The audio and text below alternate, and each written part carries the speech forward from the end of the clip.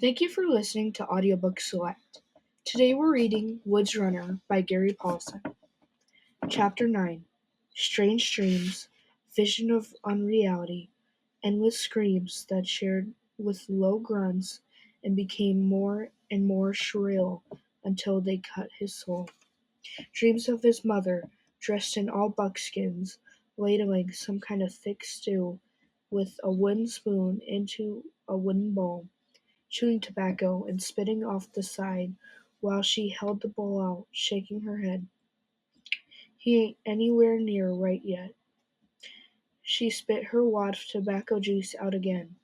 Brains scrambled to hell and gone. Then a trapdoor came down. A lid. Something thick and dark. And there was no light at all. Just some blessed darkness. And sleep. Sleep. Sleep. And no more screams. No sense of time. Once he tried to remember his name, and forgot it with it for a minute, or a day, or a week, or 10 years. He couldn't tell. More dreams, scattered. His mother, this time wrapped in a blanket with stringy black hair hanging down at the sides of her head, while chewed an obnoxious cud. She disgorged it, slapped it on his head, and tied it on with a filthy rag, spitting more tobacco juice out and nodding. "Got to get the prison out or she's going to rot on him." It was as if his eyes never really opened, as if he saw everything through closed lids, and the images swirled through his mind were so mixed that they became a blur. Night, day, light, and darkness seemed to flop and flow around over in each other. Pictures would stick for a moment and then go. A horse, then a cow, then his mother leaning down, still in a dirty blanket, greasy black hair hanging down the sides of her head, raising poultice and the grinning, splitting more tobacco juice. "Come clean now," she said. "Clear pus looks clean as spring water." And the yell are gone. And the bouncing, incredibly rough bouncing, as if someone were jumping out of bed while he was trying to sleep. He would pass out in pain, rolling waves of pain. Finally a picture stopped, just stopped in the front of his eyes, in front of his mind, locked in. It was dark, or night, and he was on some kind of wooden frame, lying on the ground. A fire burned nearby, and when he opened his eyes wide, the light from the fire seemed to shove a lance into the middle of his head. Grunted in pain, he closed his eyes and waited for the rolling pictures to begin again. When they didn't, he opened his eyes, but only in a slit. The image was the same, a bed frame of some kind, of fire, and this time less pain from the light. As he watched, an arm came out of nowhere and put a piece of wood on the fire, then withdrew. He tried to move his head and see where the arm went, but the pain was so intense he nearly lost consciousness. He lay back and closed his eyes, opened them again when the pain receded. "Where? Who?" The words pealed in his mind like a bell, echoing around inside his head. A figure appeared next to the fire, not his mother, but a young man with stringy black hair and a cheek full of tobacco juice. He leaned down, his face close to Samuel's. "You in this righteous, or are you going away again?" I'm here. Who are you?" John Cooper. But you most call me Coop." "Where?" "Long story. That we about 12 miles from where you got that egg on your head. 12 miles distance more in that time." "When?" "I don't remember. Some Indians. I think I got shot at one and then nothing." "Why did I shoot at an Indian?" "Can't tell. We come on these Iroquois and some redcoats. We'd already seen what they took and done back at Miller's Crossing, so we snuck up and proper took 'em on. I remember you were shooting. You say we, where are the others?" "Asleep." I'm the night watch tonight, plus I've been doctoring you, and I thought you might lose your light during the night. You've been breathing like an old pump. I guess you're just sucking air hard because you didn't die. Of course, it could still happen. I had a cousin who got kicked in the head by a mule. There were fractions, mules, and he lived for a night on 2 months, for he lost his light. He never talked to none except now and again a kind of moan, like someone was stepping on a duck. Then he just up and died. Samuel closed his eyes, felt a spinning, then as if a fog were lifted, and it all came back. I was tracking Ma and Pa. I mean the redcoats, the Indians. They hid our place while I was looking for a bear. They killed most everybody but took my parents and a few others captive.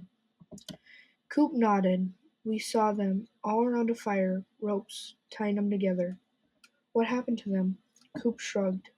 Wasn't much of a fight. We fired once, reloaded, later out another round, and they ran. Them redcoats had wagons already hooked up, and they piled the captives in the wagons and lit out. We couldn't shoot no more in fear of hitting the captives. The Indians just drifted away like smoke. That would have been that except just one of the musket ball in Paul. It was in his gut, an awful place, that we knew he was going to die. Ain't nobody comes back from a belly wound, and kept waiting for it. But he made 4 days. He gave up his light last night. No, night before. Died screaming. It was bad. Surprised it didn't bring you out of your stupor. The screaming kept everybody up all night. Samuel closed his eyes again, trying to put numbers together. Died 2 days ago, after making 4 days. If a belly wound took 4 days to kill, and it happened the day of the fight, but Paul died 2 days ago, how long since they took the captives? Since the fight. 6 days. You've been out 6 days. We like to not found you when we did, but we almost left you. Thought you was with the raiders. Me? Why? Well, you wasn't with us, so we thought you were with them, but Carl did some thinking on it. Carl's my brother, and he's the one to think on things. And he said, look how messed up your head was where when they clubbed you with that bullet hole in the Indian you killed. That's a honey of a rifle if you've got. And how could you be with them if and still got clubbed and shoot by one of them? So we took you with us. It's been out 6 days, close to 7, counting the nights. And you'd say we'd come 12 miles? Coop nodded. First 3 days, no 4. We let you delay. Everybody thought you would die, and there wasn't no sense in dragging you. Then there was Paul, with his belly wound. If we tried to move him, he would scream like a panther. Then we rigged up a drag and started to pull you. Back of one of them oxen left behind when they ran. All the bumping. Coop nodded, spit tobacco juice in the fire, and listened to it hiss. We couldn't stay too long, and thought you would just die just as well dragging you could laying up somewhere. If we'd left you, something would have come along and ate you, so here you are. My head, Coop nodded. Good cut out of that hawk. Carl took some deer sinew and had an old needle he carries for fixings and sewed it up pert. He said in case you lived you wouldn't be much of a scar across your forehead. Coop smiled and with some pride added, it come on to having green pus and everybody knows that's bad. So I made a spit up and Bassy pullus and tied it on with a piece of rag. Pus cleared up in 2 days. So I've been lying here for 6 days? Another nod. Coming on 7. Well, how? With the start, Samuel realized he didn't have any pants on underneath the coarse blanket that covered him. How come I'm not all messed up? We took your pants off, got them wrapped in a blanket pack with your rifle. Indian must have been in a hurry or he would have took it. Sweet little shooter like that. Also, we got your possibles bag and your powder horn. What you feel under your rear is fresh glass. Any time you messed up, we threw the old glass away and pulled in half a foot of fresh new grass. Sick as a new calf, or maybe just slick as a baby's bottom. Maybe I should put my leggings on. Only if you ain't going out of your head again. I don't think so. Suits me. I was the only one having to get new grass all the time. You ain't nothing other than a little growth I got down you one time and some water now and again. Man, you can go long time without food, no time at all without he has some water. I'm starving, Samuel said automatically, but with the words that came the feeling. He realized he was as hungry as he's ever been. You ought to drink something soft first. Coop handed him a wooden bowl with a mixture of broth and meat. Go slow. This is from some salted ox they was cooking when we jumped them. Samuel took the bowl. He tried to drink slowly, but as the taste of smell hit him, he couldn't help gulping at it. Meat and all, so fast he gagged and threw up. Slow, Coop repeated, coming back with another blanket roll, putting it down on the ground next to Samuel. You'll flounder. You don't go slow. Samuel started over carefully. There was silence as he ate, chewing completely before swallowing, small bites, small swallows. It's like fire, he thought, when you're cold fire moving through your body.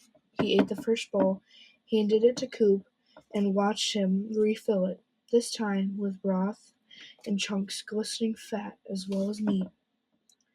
The second bowl he drank, and ate more slowly than the first. And while he ate, he made a mental list of questions to ask while his stomach was full. Why are you here? How many of you are there? Where are you going? Is there any way you can help me find my mother and father? Are you? Will you? Can you? Do you? Questions roaring through his mind. He finished eating. He lay back. He opened his mouth to ask the first question, and his eyes closed at the same instant, and he was immediately asleep. And the last thing he thought he went under was that he hadn't put his pants on. American spirit.